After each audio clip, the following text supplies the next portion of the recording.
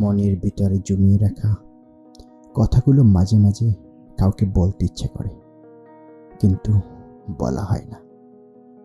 কাকেই বা বলবো? কে বুঝবে এই ব্যথা? আর কেই বা বুঝবে মনের যন্ত্রণা? তাই জমিয়ে রেখেছি কারো অজান্তে হাজারো কষ্ট আর বেদনা।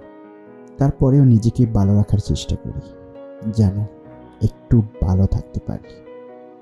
হয়তো তুমিও এমন হাজারো কষ্ট লুকিয়ে রেখেছ, কিন্তু কাউকেই বলতে পারো না। শুধু নিজেকে সান্ত্বনা দাও, যেটা হয়েছে ভালোই হয়েছে, সে ভালো থাকুক, এটা বলেই তুমি থেমে যাও।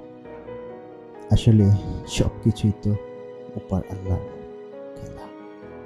কাকে দোষ দিবা বলো? যদি কপালে না থাকে, কাউকে দোষ দিয়ে তো আর লাভ নেই।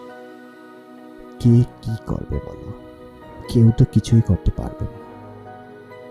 যাই হোক, মনের ভিতরে যে কষ্টগুলো লুকিয়ে রেখে তুমি বেঁচে আছো, একদিন দেখবে এই কষ্টগুলোর কারণেই তোমার জীবনে সুখ আসতে পারে।